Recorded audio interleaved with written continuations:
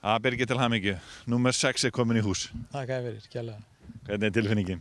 Hún er bara geggjuð sko. Þetta er bara örugglega svo skemmtilegast til þessa. Þetta er alveg meira á þar. Hvernig var loka hringurinn? Hann var svona skrautlegur á köflum eða hvað?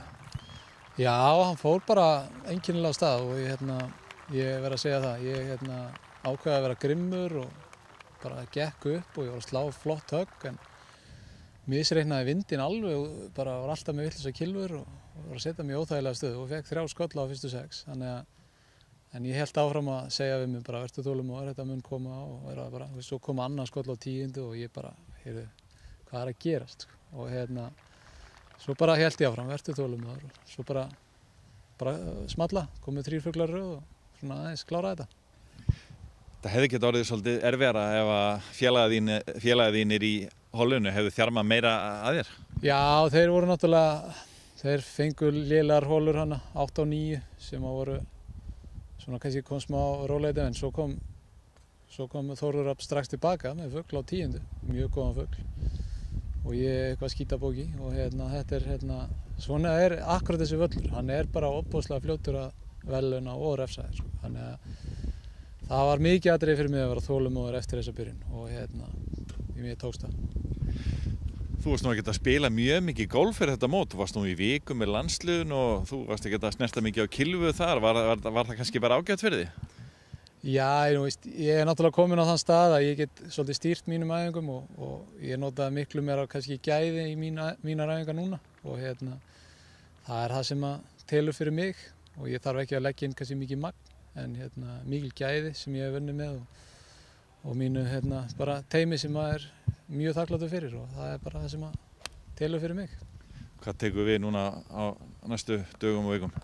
Jú, ég þarf að fínpúsa nokkur atriði áður en ég fer út og spila nokkur mótum áður en ég fer í qualifying og þá er þetta bara rjóminn í haust. Það er aðalmálið að vera að toppa og vera hrikalega góður í haust.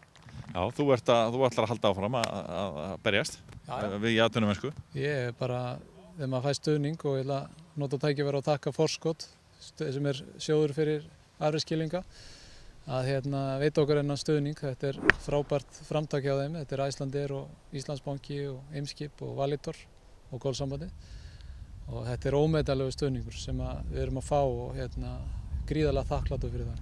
Bara nota það tækifæri. Og núna tekur við sveitakeppni og eitthvað annað, verður með henni? Já, ég er með henni og það er hluti af samkomulagi við klubbinn og þeir hafa stutt dyggilega við baki á mér og það er nú að minnsta sem ég get gert fyrir þá líka. Finnst þér breiddin vera að aukast í golfinu þó að þetta við getum sagt að þetta hafi verið svona nokkuð þægilegur sigur hjá þér? Finnst þér breiddin vera að aukast, fleiri ungir að koma hjá köllunum og eins hjá kvenfólkinu?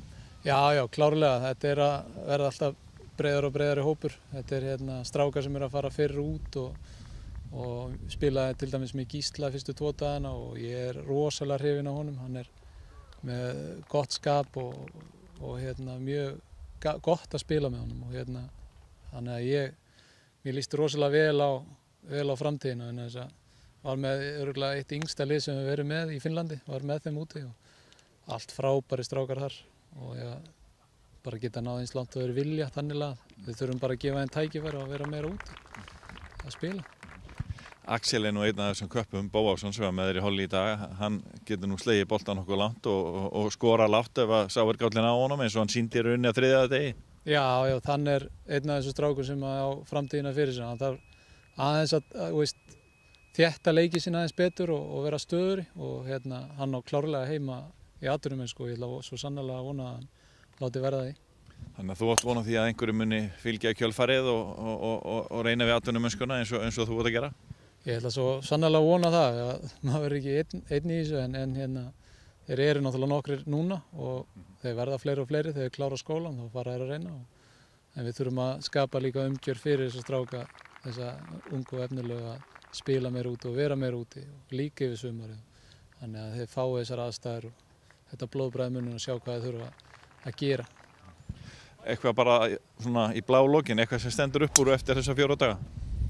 Mér finnst bara GKG og allir sjálfboðaliðar og starfsfólk og bara félagsmenn og allt. Ég vil bara skila þakklæti til þeirra. Þeir þeir eru ótrúlega að lána okkur völlinn og bara að gera þessa upplifun fyrir mig og sérstaklega ógleymanlega.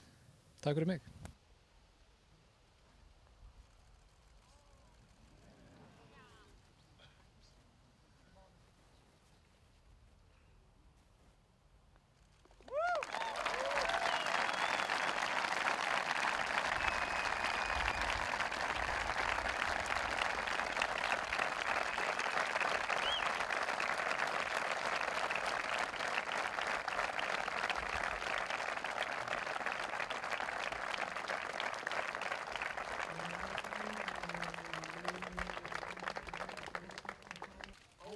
Heima í stofu fyrir að fylgjast með og ég hlakka til að sjá okkur aftur sem allra fyrst í þessu móti hér með. Takk ykkur fyrir.